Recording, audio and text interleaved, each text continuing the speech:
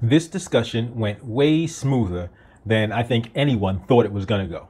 Let's talk about Tariq Nasheed versus DJ Akademiks.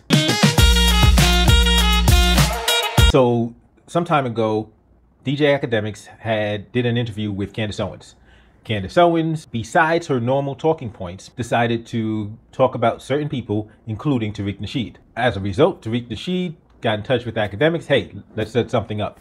They did an interview together, and I watched it. It was very productive because while you may have been expecting, because Akademiks is Jamaican, Tariq Nasheed is the founder of FBA, Foundational Black Americans. While you may have expected static, it was a very calm discussion. And it wasn't a debate, it was a discussion. There was some jokes, some playfulness, but I think what was really good about this discussion is the ground they covered, and two, the way they handled their disagreements, the way they expressed their disagreement with each other, because they weren't in complete accord on everything, but the way they expressed such disagreement, it's like, yeah, like this was a very cool discussion to watch. So let's break it down. The very first thing they start talking about is reparations, because that's where this is all stemming from anyway. That's the purpose of having this delineation. That's the primary purpose, because you have the obstacles that will exist, and you've got these racists, these scumbags who will try to stop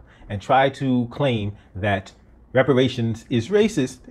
That's racist. Not the racism that happened to Black Americans, but the recompense for the racism is racist. But that's how we overcome that obstacle, by establishing a delineation in terms of these are individuals who have descended from, who are the lineage of those who were victims of these crimes committed by and furthered by the United States government and company. And the interesting thing is DJ Akademiks says, no, I get that. I have absolutely no problem, not a bit of a problem with a delineation existing. I have no problem with, and he even acknowledged that he doesn't have a problem with reparations being, okay, if you're not descended from people who were the direct victims of this, you're not eligible.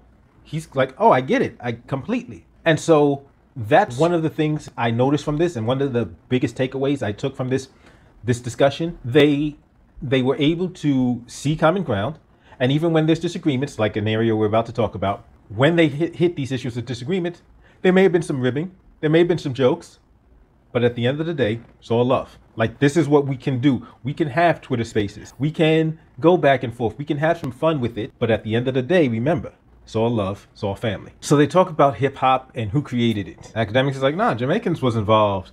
And Tariq is like, nah, man.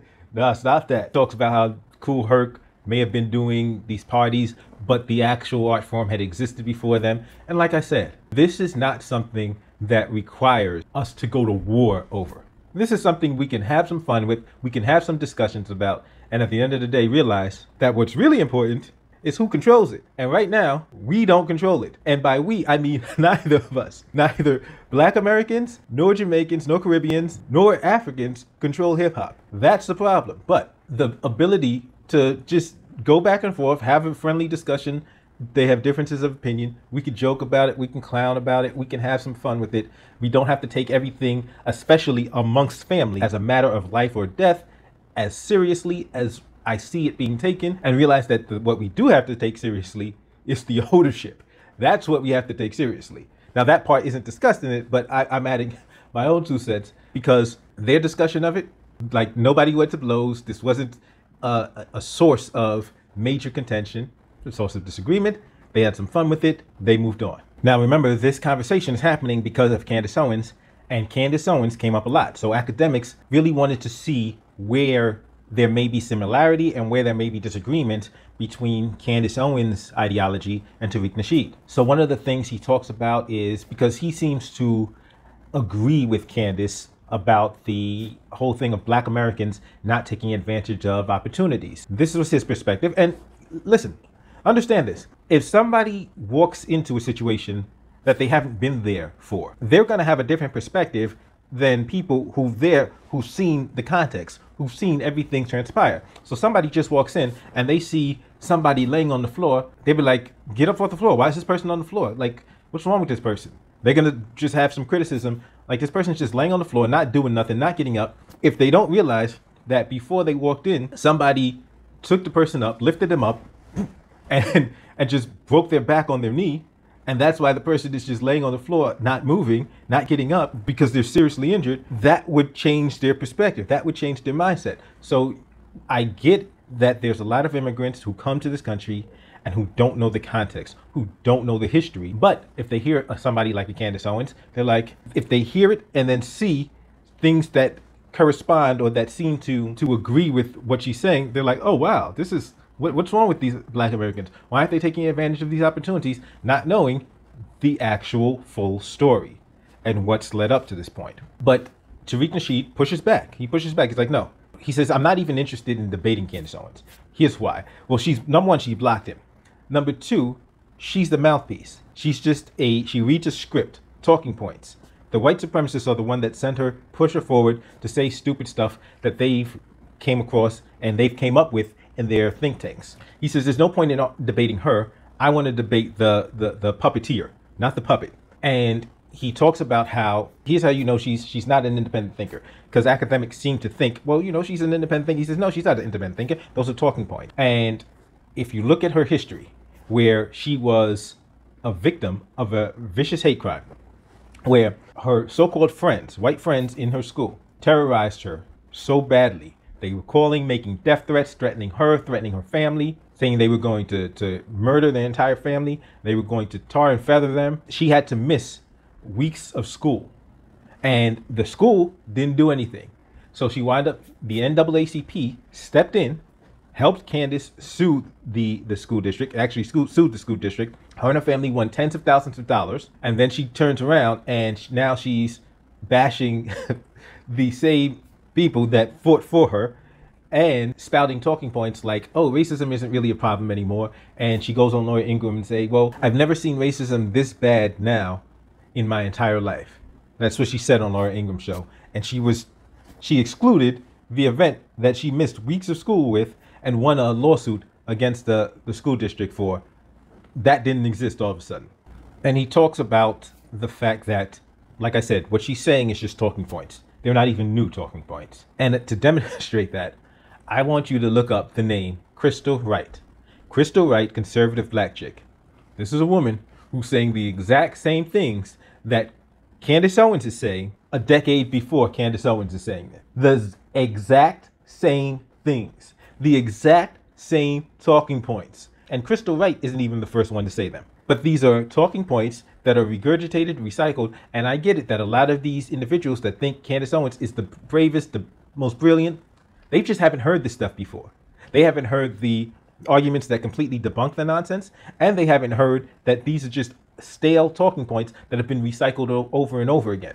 And they don't know that these go back decades and decades from these think tanks who are just coming up with excuses and ways to demonize and malign black people. And they talked about code words. They talked about how these white supremacists will use these code words. And they'll use these code words to mean like black people. Like, so when they're talking about BLM or Chicago, they're not actually talking about the Black Lives Matter organization. They're talking about black people. When they're talking about Chicago, they're not actually talking about the city of Chicago. They're talking about black people. So when they say, oh, Chicago crime, they're claiming that that black people are the only ones committing crime. And in a video I dropped not too long ago, I debunked that. I showed you how the murder clearance rate can't even support this claim that this is black on black crime. It can't. Because if you don't even know who committed the murder, how are you saying black people did it? You don't know who did it. These murders are unsolved. They don't have evidence of who did it. But yet, these clowns who get on Fox News, who get on Daily Wire, PragerU, and start talking about black on black crime in Chicago. And they'll just, oh, Chicago, the murder rate in Chicago. And they're talking about black people, despite the fact that they don't actually have evidence to back it up. And the same thing with BLM, where that's code for, oh, well, look what BLM does. BLM is domestic terrorist. BLM is violent. And they're just using this as a code for black people are violent. By couching it in terms of an organization, they say, oh, I didn't say all black people. I just said this organization. He even then talks about CRT and how they use CRT as a catch-all for any discussion or criticism of racism. And he says it's so crazy that they will build these statues of racist white men. And if you talk about what these men did, if you talk about the racism these men were guilty of, the racist acts these men engaged in. That's CRT, that's bad. So they don't want you to talk about what they actually did. They want to build statues of racists, but don't want anybody talking about the racism that these people engaged in and perpetrated. And Akademiks asked a question, and I believe he asked in good faith, but he's listening to people who are using it, who are making that question and asking that question in bad faith. He asked, well, what does white supremacy even mean? Because there are these racists, these white supremacists who will claim that white supremacy doesn't have an actual definition. They're saying that to cover themselves, to hide, to try to obfuscate their existence. But Tariq Nasheed very succinctly, very clearly provides a definition and explanation for what white supremacy is. And what Tariq Nasheed says is, white supremacy is controlling and dominating people systematically based on race. Simple. It's very simple. It's a very simple definition. He says that's what it means. That's what it's always meant. And he breaks it down how, remember, there was a time when that was a badge of honor, where these white supremacists wore white supremacy as a badge of honor. They spoke of it openly. They advocated for it openly. It was an ideology that they embraced and that they promoted and that they were proud of. Now they try to act like, oh, no, that didn't really exist. No, it's in writing. And he even breaks down how, yeah, you go look at the Dred Scott case, where you have the Supreme Court justice who explicitly says how black men, like, we don't want even black men getting power, being treated like the equal of white men. We can't have that. White supremacy exists and it has a definition. And you've got these clowns who will try to pretend it doesn't because they have an agenda. And Akademiks ask a good question. It's a good question.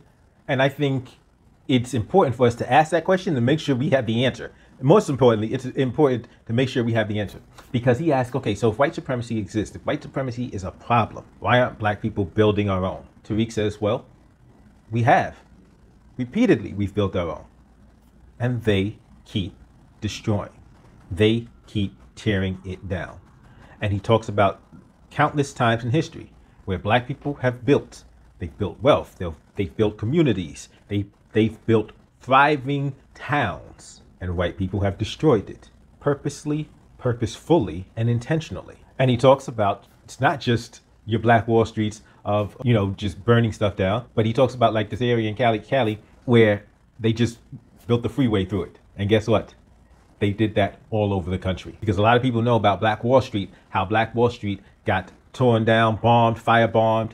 The white mob came in and murdered people, massacred people, burnt down buildings and houses, and tried to stop them from rebuilding. But they don't know that Black Wall Street in Tulsa, Oklahoma, rebuilt in a couple of years. And then they don't know that how Black Wall Street ultimately was destroyed was urban renewal, eminent domain. Oh, we got to build a highway here. We got to use the Interstate Highway Act. It just so happens Tulsa, Oklahoma, Greenwood is in the way of our highway. Sorry, we got to build it through it. All over the country, this happened repeatedly. This was a really interesting exchange where DJ Akademiks said something that I was like, he's on point. Because DJ Akademiks said, okay, well, listen, here's the deal. If we realize that this white supremacy is such a problem and we need to get stuff done, then we need to find some way to create leverage. Okay, so Tariq says, no, we don't need leverage. Just look at the Ukrainians. They're not even citizens and they got billions of dollars. And then Akademiks says, of course they did. They're white. We just finished talking about this as a white supremacist system. Of course, they're going to be protected and taken care of because they're white. We're not going to be treated the same way. They're not going to do for us simply because we exist. So we need to do something in order to gain leverage. And then Tariq says, well, okay, well, then we just don't vote. And quite frankly, this is what I have to point out. That's not enough. There's no way just not voting is not enough, because here's what that means. That means that all they need to do then is find somebody else to vote in our place. That's it. Because if we're not voting, then they just need to find enough numbers just to get over a certain threshold.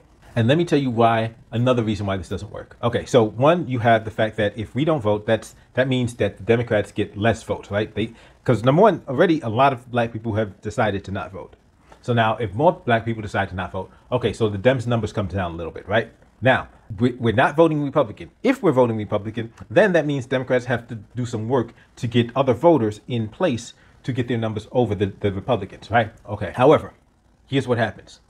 If we just don't vote, so the Democrats' numbers come down, the Republican numbers don't go up, that means that all now Democrats have to do is just make up the difference. And it's not as much of a difference as if we actually go to the Republicans and start voting, because then they have a greater difference to make up. However, I'm not saying that means we should go for the Republicans, because the Republicans, what are the Republicans going to do for us? Nothing. They make that clear day in and day out. They explicitly tell us, we're not doing a thing for you. In fact, we won't even acknowledge that black people exist. If you want to associate with us, you have to renounce your blackness. Republicans make that clear. The Republican establishment. Cool. But here's the bigger problem. Here's the bigger problem of what Tariq Nasheed said. So Tariq is in Cali, I'm in New York, right? Cool. In New York and Cali and many major cities where black people are, the Democrats have a supermajority. What that means is we could not vote for the Democrats and it won't affect the bottom line, because their majority, like in New York, they're 2-1. 2-1 Democrats over Republicans, easily. And it's probably worse than that. 2-1. So twice as many Democrats as Republicans in New York. So if black people stop voting for Democrats, their numbers come down here. And they still win. They still win. We have accomplished absolutely nothing if that's all we do. Same thing in Cali. Cali, supermajority. Black people in California stop voting. Okay, Democrats' numbers come down here. They still win. Nothing was accomplished. There needs to be a much more comprehensive plan in place, because Akademiks is 1,000% right. We need leverage. And it's important that Tariq acknowledges, okay, yeah, once we're not voting, we're going to be needing to do other things in order to accomplish things. We're going to need to find alternative methods of accomplishing certain goals. And of course we will. And that's one of the things we'll definitely be talking about in the future. And Akademiks hits another great point when he says we need a third party. Absolutely. Tariq disagrees. Tariq says, no, we can make them do what we want. No, we can't. Not consistently, not reliably. That cannot be our go-to. That cannot be what we rely on. Because even if we manage to use such leverage to get them to do what we want in the short term, they will be looking for ways to remove our leverage or to make us obsolete so that they can cut us loose. Because they don't want to do it. They don't want to do it. They'll be constantly searching for a way to counteract our leverage so that they are not beholden to us, so that they don't have to do what we want them to do. That's why, yes, we do need a third party. We need to be in control so that we can make sure that things get done, and we're not asking or begging anybody or threatening anybody to get it done. We're getting it done because we have the power and we control the levers of power to get things done. That's why we need a third party.